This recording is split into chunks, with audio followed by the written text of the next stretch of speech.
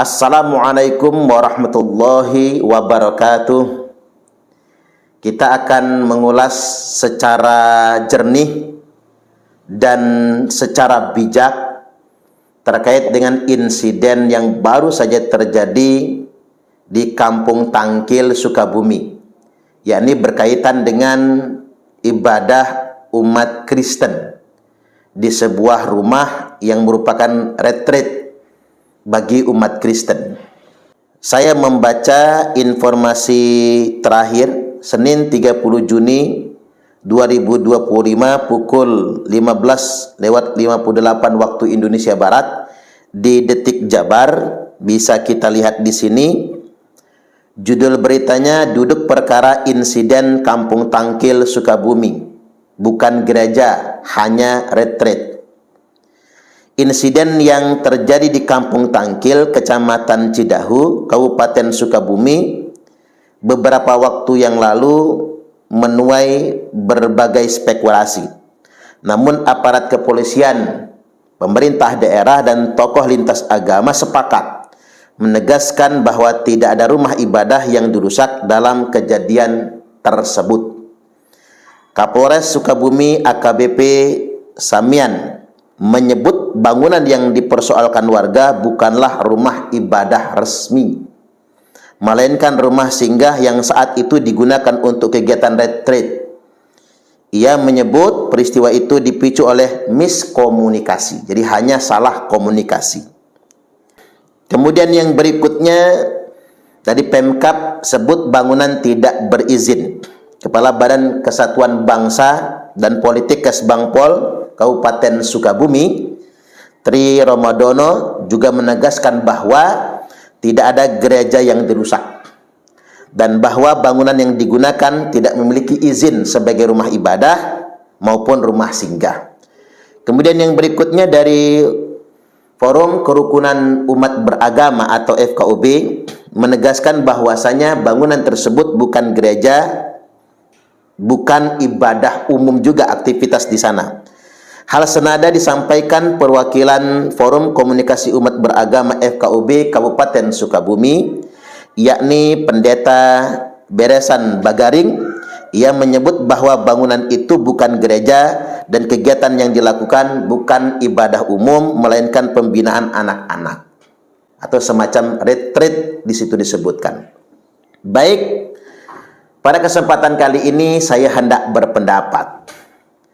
Yang pertama, sudah jelas bahwasanya ini terjadi miskomunikasi.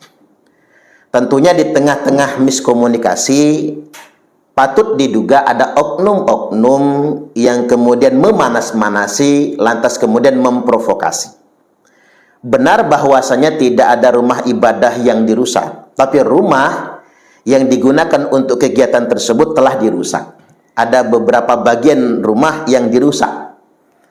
Dan kemudian warga bersepakat secara sukarela memperbaiki kerusakan tersebut. Artinya sudah ada insiden pengerusakan, walaupun itu rumah. Kemudian yang berikutnya, terkonfirmasi rumah tersebut tidak memiliki izin sebagai rumah ibadah. Ya, namanya rumah ibadah ya seperti gereja, masjid, dan rumah ibadah yang lainnya. Cuman yang perlu kita garis bawahi bahwasanya kegiatan di sana bukan merupakan kegiatan ibadah umum, tapi kegiatan semacam retreat dalam istilah kaum Nasrani. Umat Kristen punya istilah retreat. Retreat itu upaya untuk sementara waktu meninggalkan kesibukan dunia untuk melakukan perenungan, untuk melakukan peribadahan, berkholwat dengan Tuhan. Artinya semua agama ada kegiatan sedemikian rupa, tentunya dengan terminologi yang berbeda-beda.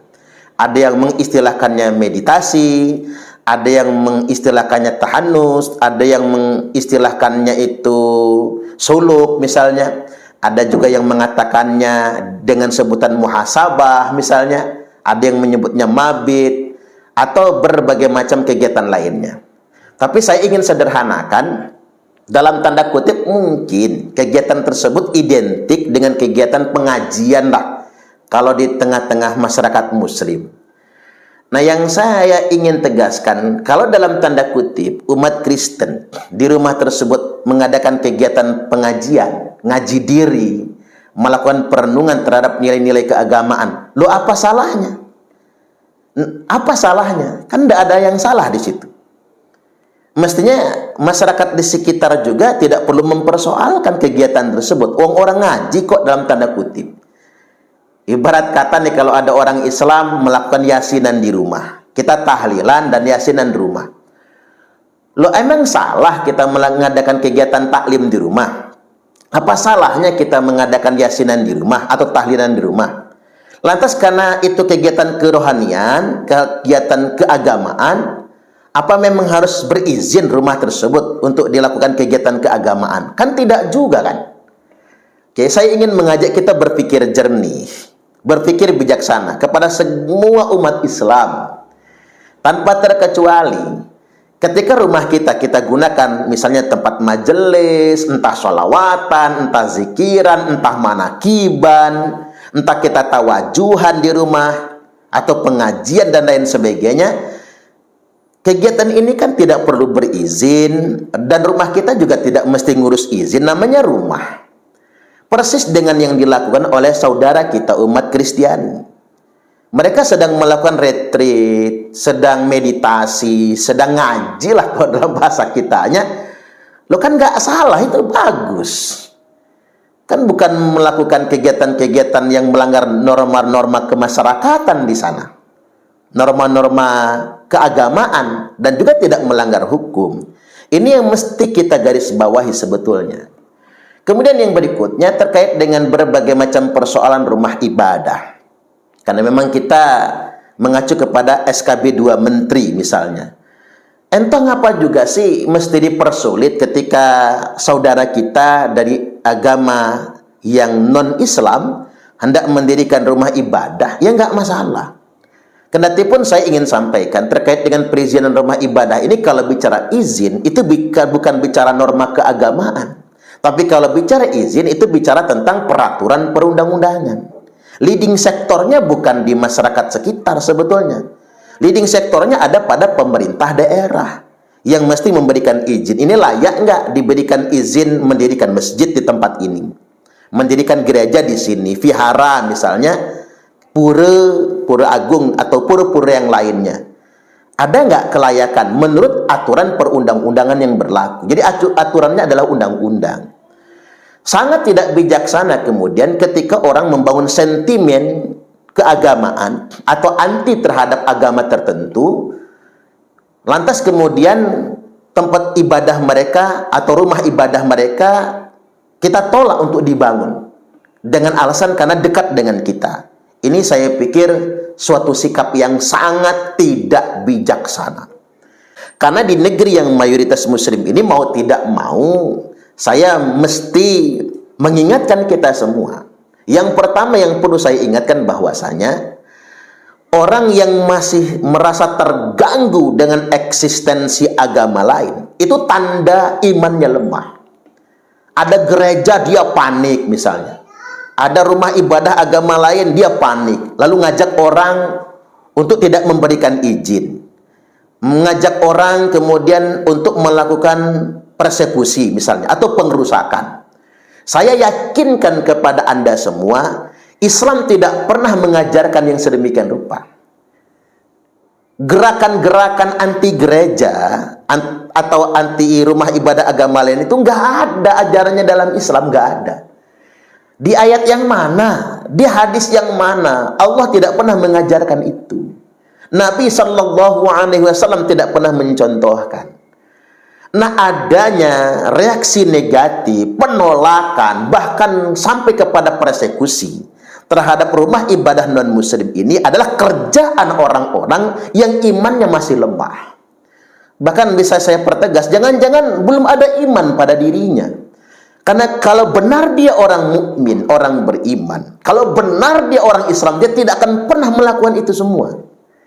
Sekali lagi saya tegaskan, orang yang masih merasa terganggu dengan eksistensi agama lain dan dengan eksistensi rumah ibadah agama lain, itu tanda imannya masih lemah. Dan dia tidak layak ngaku mukmin, tidak layak ngaku muslim sejati, nggak layak. Karena mengapa? Ini yang disebut dengan al-Islamu mahjubun bil muslimin. Kemuliaan nilai-nilai Islam ini tertutupi oleh arogansi penganut Islam itu sendiri. Ada oknum-oknum muslim penganut Islam yang arogan, merasa paling benar dewe, orang pang-pangna cenah. Lantas kemudian mentang-mentang merasa mayoritas, lalu kemudian dia bersikap arogan terhadap agama lain. Ini bukan ajaran Islam yang sedemikian rupa. Arogansi seperti ini justru bertolak belakang dengan ajaran Islam. Coba kita kembali kepada histori di mana Nabi Shallallahu Alaihi Wasallam dikunjungi oleh umat Kristen Bani Najran di Madinah. Langsung dengan uskupnya datang. Ada sekitar 70 lebih tokoh agama Kristiani datang ke Madinah. Lantas kemudian mereka memasuki Masjid Nabawi dan minta izin kepada Nabi untuk melakukan kebaktian. Nabi kemudian memperkenankan. Para sahabat sempat bereaksi ingin menolak. Kata Nabi, biarkan mereka. Maka kemudian umat Kristiani beribadah melakukan kebaktian di Masjid Nabawi. Nah, ini kan histori yang tidak bisa kita delete dari sejarah. Betapa Nabi sangat menghargai umat Kristiani. Bahkan memperkenankan masjid digunakan untuk kebaktian umat Kristiani. Ini kan keren. Kalau kita merujuk kepada Al-Quran, wala tasubbul ladzina yad'una min dunillah. Ada diktum yang jelas. Kita tuh nggak boleh menghina Tuhan-Tuhan agama lain. Kita tidak boleh merendahkan cara ibadah mereka, mendiskreditkan, atau dalam bahasa lainnya melakukan gangguan keamanan dan melakukan persekusi terhadap kegiatan keagamaan agama lain. Entah kita sudah punya rumusnya kok, lakum dinukum waliyadin. Untuk Anda agama Anda dan untuk kami agama kami. Lana a'maluna walakum a'malukum. Untuk Anda amal ibadah Anda, untuk kami amal ibadah kami, untuk Anda amal ibadah Anda, kan? Nah, ini yang pertama. Jadi kita harus menampilkan kesejatian Islam itu sendiri. Kemudian yang kedua yang ingin saya tegaskan bahwasanya tentang persoalan izin. Terkait dengan persoalan izin, sudah sepantasnya siapapun pihak, pertama yang mengajukan izin mesti melengkapi berkasnya. Dan pemerintah yang memberikan izin juga mesti tepat dan bijaksana. Karena saya ambil contoh sederhana misalnya. Di lingkungan saya di Lampung, itu pernah ada gereja yang sudah lama sekali berdiri tapi tidak mendapatkan izin. Izin sebagai gereja. Padahal kan masalahnya cuma simpel, bupatinya mau ngasih izin atau tidak. Nah, kebetulan saat itu yang baru saja jadi bupati adalah kawan saya. Pak Bupati, langsung saya sampaikan, Pak Bupati, kata saya, izinkan itu gereja. Kasihan mereka beliau-beliau itu yang umat Kristiani yang sudah lama beribadah di situ, tapi mereka tidak punya alas hak yang jelas, tidak punya izin sebagai payung hukum mereka dalam melakukan kegiatan ibadah di situ. Dan Pak Bupati dengan bismillah memberikan izin. Dan ada beberapa tokoh yang menurut saya yang belum paham agama memprovokasi masyarakat untuk mendemo gereja itu dan untuk mendemo Pak Bupati. Kok Pak Bupati ngasih izin? Nah, alhamdulillahnya bisa dimediasi dan saya tegaskan kepada orang-orang yang berencana demo, jangan demo. Kasihan mereka belum punya gereja atau gerejanya belum berizin, biarkan beliau-beliau itu semua beribadah di situ. Dan sekarang alhamdulillah clear, tidak ada persoalan. Jadi sedemikian rupa. Jadi saya himbau kepada saudara-saudara kaum muslimin, terutama bangsa Nusantara, bangsa Indonesia. Jadi kalau ada tetangga kita, umat Kristen, mau minta izin sama kita, tanda tangan untuk mendirikan rumah ibadah, kebetulan mungkin dekat dengan lingkungan kita, ya izinkan saja. Itu bukan diskotik kok, izinkan saja. Nah, kalau bisa begini, ketika Umat Nasrani sedang rame-rame mengadakan acara, ya kita bantu parkirnya, bantu keamanannya. Alangkah indahnya ketika sedemikian rupa. Jadi nggak perlu merasa terganggu dengan kegiatan-kegiatan tersebut. Entoh juga nggak sering-sering. Kalau kita bandingkan sama masjid kan 5 waktu, sedangkan di gereja kan cuma sepekan sekali. Jadi saya himbau bantu kalau ada saudara-saudara kita yang sedang berkegiatan di rumah ibadah, bukan cuma umat Kristen ya, termasuk umat Buddha, Konghucu, umat Hindu, termasuk juga yang lainnya. Ini penting untuk benar-benar kita pahami. Jadi jangan sampai kita menampilkan arogansi. Ketika rata-rata mayoritas publik Indonesia sangat kesal sama Israel karena arogansinya, karena kesombongannya, bahkan Israel itu merampas tanah orang, menganiaya, membantai, genosida. Arogansi Israel kita benci, tapi kelakuannya kita contoh.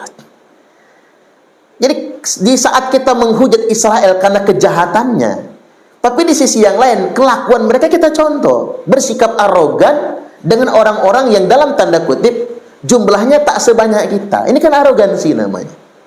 Saya agak sungkan menggunakan diktum mayoritas minoritas, itu agak sungkan karena kita sama satu entitas, bangsa Indonesia. Kita sama-sama rakyat Nusantara, apapun agamanya. Jadi kan arogansi ini sikap yang kita benci sebetulnya. Merasa kuasa gara-gara banyak ini kan ini nggak baik. Saya pernah ditabayun lah ya, di semacam diklarifikasi. Karena ada beberapa gereja yang sulit sekali mendapatkan izin dari masyarakat sekitar, lantas kemudian saya mendorong agar diizinkan. Nah, ada tokoh-tokoh agama yang sengaja mendatangi saya, lalu kemudian mereka mengingatkan saya, Ustadz jangan dukung pendirian gereja itu, karena kami dengar-dengar kata mereka, di kota kita ini, di daerah kita ini, nggak usah disebut nama wilayahnya ya, di kota atau di tempat kita ini, mereka akan mendirikan satu kecamatan, satu gereja. Saya ketawa. Ya bagus dong kata saya. Jadi ini ada semacam sikap antisipatif gitu, kewaspadaan gitu ya. Hati-hati nih, orang Kristen punya misi, punya gereja, satu kecamatan, satu gereja. Ya bagus dong, itu bagus kan. Coba kalau dibalik, kalau kita nih, kita orang Islam, minoritas, yang mayoritas di kota ini misalnya umat beragama Nasrani misalnya, kita minoritas. Lantas kemudian kita orang Islam punya misi, dan kemudian kita punya upaya menjadikan satu kecamatan satu masjid. Selama ini masjid cuman beberapa misalnya. Lantas kemudian kita punya misi, satu kecamatan satu masjid, atau bahkan satu kelurahan satu masjid, satu desa satu masjid. Apa itu nggak bagus? Bagus kan? Bagi pengerut agama yang minoritas, itu cita-cita yang baik yang sedemikian rupa. Kalau kita coba tepo seliro, tenggang rasa, kita pun akan demikian. Mbok ya kalau main itu agak jauh dikit, ngopi agak kental. Coba kalau kita di negara-negara yang minoritas muslim, betapa semangatnya kita bangun masjid. Betapa senangnya kita kalau dalam satu distrik ada satu masjid. Kan begitu? Sama saja. Nah, ada juga yang ngomong begini dengan saya, Ustadz, nanti kalau gereja banyak, masjid tutup, lantas kemudian gereja mendominasi. Ya ini kan tidak masuk akal. Yang namanya rumah ibadah itu kan tergantung besaran penganutnya. Ya kita berpikir bijaksana saja lah. Anda kaget kalau mengetahui fakta di London, ini kota London loh, ibu kota kerajaan Inggris, ada 300 gereja dijual. Mengapa dijual? Karena sudah kehabisan penganutnya. Mungkin penganutnya pindah ke sekte yang lain, atau penganutnya berhenti tak beragama, karena memang kehidupan ateis agak ngetren di barat kan begitu, atau mungkin penganutnya pindah agama dan lain sebagainya. Wallahu a'lam, saya nggak tahu persis. Tapi yang jelas ada 300 gereja yang dijual. Nah karena memang izin mendirikan bangunannya buat rumah ibadah sulit untuk dialihfungsikan menjadi tempat usaha, maka 300 gereja ini dijual, lantas kemudian dibeli oleh komunitas muslim, diganti menjadi masjid. Ini kan luar biasa kan, 300 gereja kemudian dijual, beralih menjadi masjid. Apa itu jadi persoalan? Ya nggak jadi persoalan kan? Nggak jadi masalah yang sedemikian rupa. Nah, kita coba membangun kedewasaan dalam hidup berbangsa dan bernegara. Bagaimana negara ini akan maju dan menjadi bangsa besar kalau masalah-masalah sepele seperti ini tidak terselesaikan. Saya juga mesti warning kepada kepala-kepala daerah. Ngapa sih kepala daerah itu takut betul ngasih izin kepada pendirian rumah ibadah? Apa sebabnya kok takut betul?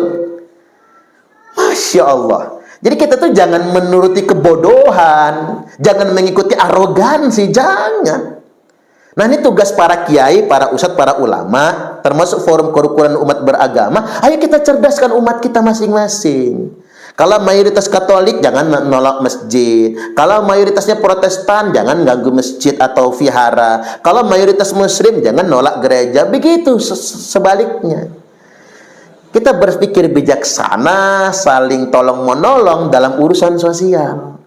Jadi terkait dengan persoalan di Kampung Tangkil ini ingin saya sampaikan, ayo kita berpikir jernih, berpikir bijaksana, dan sudah terklarifikasi, terkonfirmasi, tempat yang dipersoalkan itu bukan rumah ibadah, tempat itu juga bukan gereja, kegiatan di sana juga bukan ibadah umum, tapi sekedar retreat saja, atau kegiatan pembinaan anak-anak. Kalau kita TPA lah barangkali ya, TPQ, Taman Pendidikan Al-Quran lah kalau di kita, atau semacam pengajian yasinan tahlilan kalau orang Islam itu. Jadi mari kita berpikir bijaksana, dan semua orang yang merasa masih terganggu dengan eksistensi agama lain berarti imannya masih lemah. Wallahul muwaffiq ila aqwamit thoriq.